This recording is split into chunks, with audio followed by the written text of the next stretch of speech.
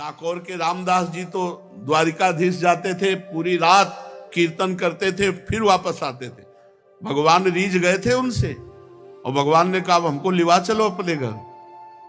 रामदास जी से कहा रीझ गए, हर एकादशी को ठाकुर जी के पास जाना, रणछोड़ ठाकुर जी के पास, द्वारिकाधीश उनके दर्शन करना और रात भर कीर्तन करना।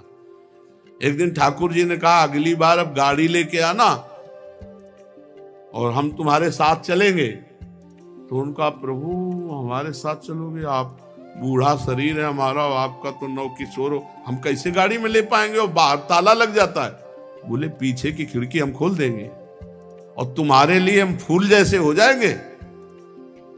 बोले प्रभु देख लो बहुत बड़े रक्षक हैं सब इनके, हमें कुछ नहीं होगा, तुम गाड़ी ले आओ ना, हम चलने के लिए तैयार हैं। अब वो गाड़ी ले आए, सब भगत देख रहे थे कि पैदल नंगे पैर आते थे, इस बार गाड़ी पे आए तो सोचा शायद बूढ़े हैं इसलिए बैलगाड़ी से आ गए होंगे।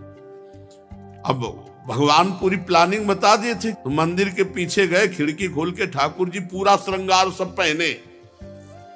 बोले लिबास, बोले ना प्रभु पहले एक भी नग नहीं होना चाहिए क्योंकि ये सब सेवादारों के काम आएगा। प्रभु हमको तो वैसे डर लग रहा है आपको ले जाने के लिए, आप पहले सब, भगवान ने सब उतार के फेंक दिए, मंदिर में ऐसे फैला दिए पूरे आभूषण, कहा अब हमें गोद में लो। भगवान कितने रिझवार है, जो ऐसे किया फूल से गोद में आ गए, तो कुछ कंबल आदि ऐसे गाड़ी में बिछाए थे, भगवान को विराजमान किया और चल पड़े। अब बहुत दूर रणछोड़ ठाकुर से डाकोर है। अब प्रातःकालीन वेला पे जब मंदिर खोले तो देखे आभूषण ठाकुर जी है नहीं, पीछे खिड़की खुले, अरे पक्का वो गाड़ी लेके भगत आया था, उनपे ठाकुर जी बहुत रीझे थे, जरूर ठाकुर जी को भगा ले गए। भगत ठाकुर जी को भगा ले गए। अब जितने पार्षद थे सब घोड़ों से ऐसे सब भाला बर्छी लेकर सब,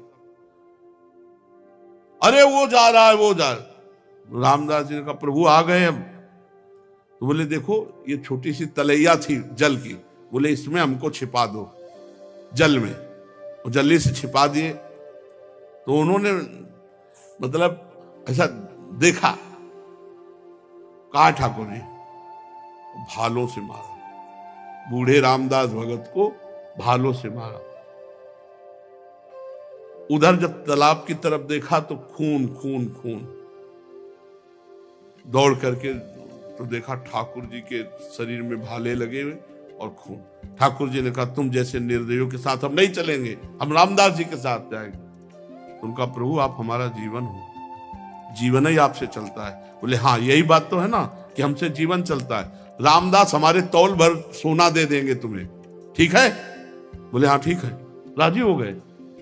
रामदास जी ने कहा प्रभु प्रभु वैसे पिटवा दिए, कह रहे सोना दे देंगे, हमारे पास सोना कहाँ है, गरीब आदमी प्रभु।